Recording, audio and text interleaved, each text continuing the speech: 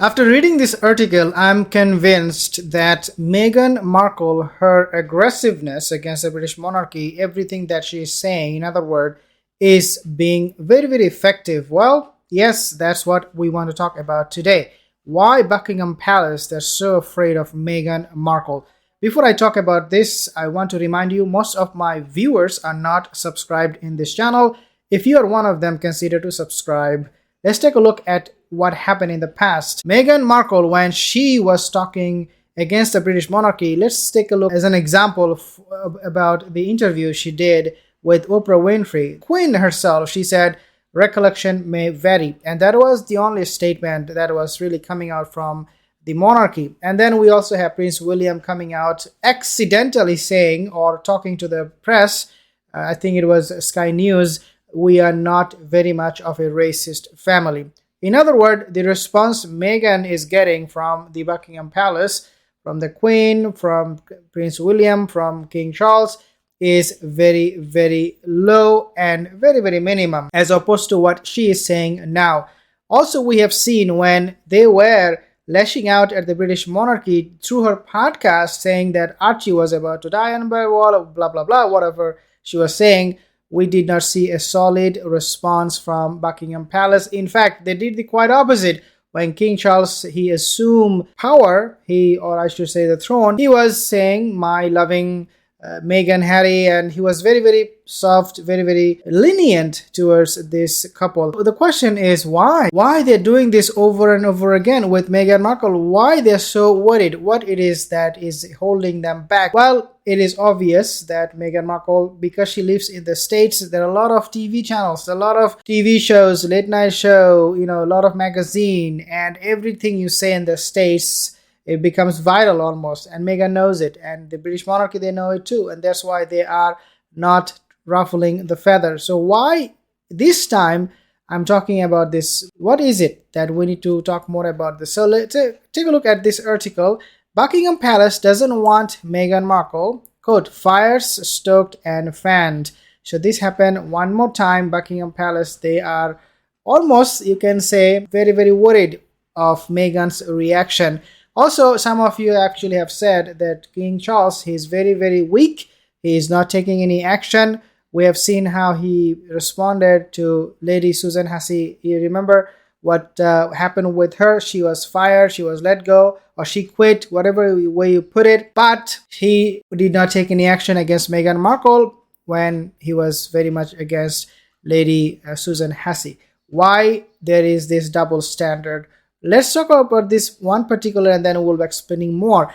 Experts believe Buckingham Palace is keeping the real findings of Meghan Markle's bullying probe a secret as to avoid fanning the flames in the US. A royal expert and journalist close to Page 6 have brought this insight to light.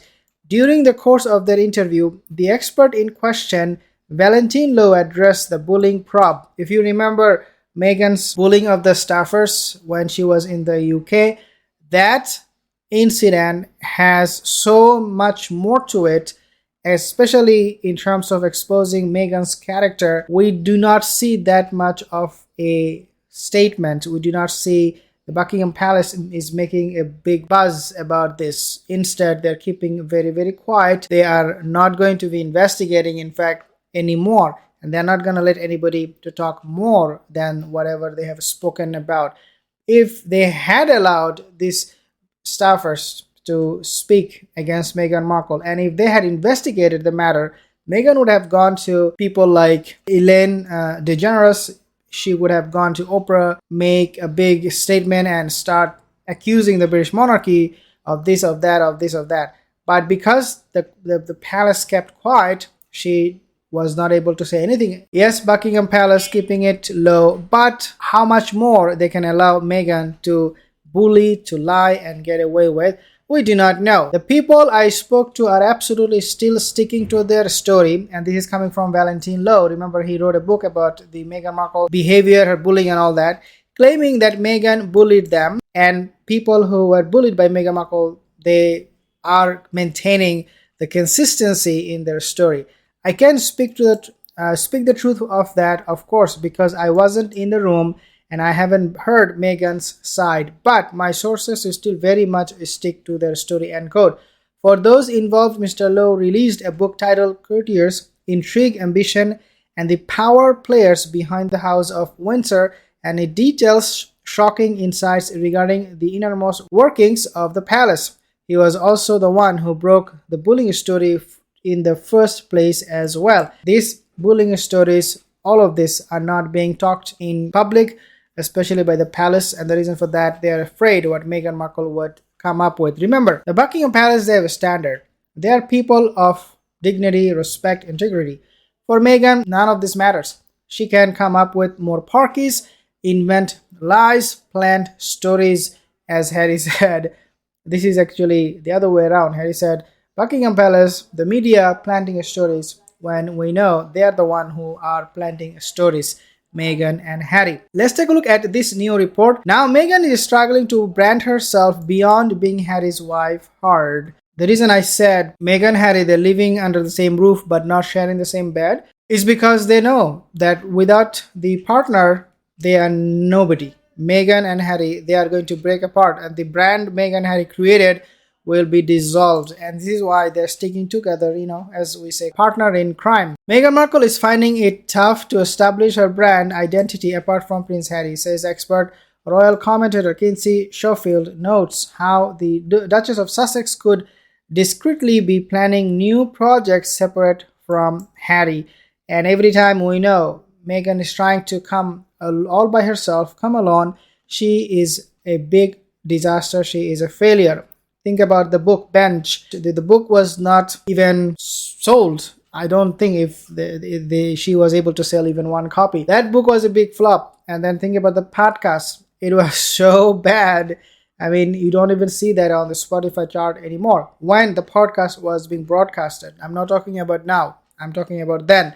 Even when the podcast was live, people did not tune in to listen to what Meghan had to say. So yes, she knows she cannot do anything on her own. Harry and Meghan have told us repeatedly through multiple projects that Meghan gave up everything for Harry, Kinsey said. Well, Meghan had nothing to give up in the first place. Keeping all their launches under wraps is their typical MO. It allows the Sussexes to shift the goalpost without looking like failures. Absolutely. Perfect. This is exactly what happened. The expert then predicts that the mother of two will bring back her memoir. Of course, this is what she's planning to do in the future, writing a book, writing a memoir of her life. If we don't see a February release for The Take, it's simply because the product is not perfect yet, but this is an important way for Meghan to brand herself beyond being Harry's wife, and I believe it is a priority for her, and this is why we did not see Meghan with Harry during the release of the memoir. She was nowhere to be seen. I would anticipate a list of Archie and Lily's favorite books, go-to snacks, DIY projects, candid entries about how she manages her time or stress. Another thing that I also want to point out here, not just that they're worried about their brand, that this brand is a big disaster, a failure. Meghan also is doing this, separating herself from Harry. She is doing this because she is no longer relying on Harry for the big cash, for the big bucks. She knows that the relationship is not going to be lasting for too long.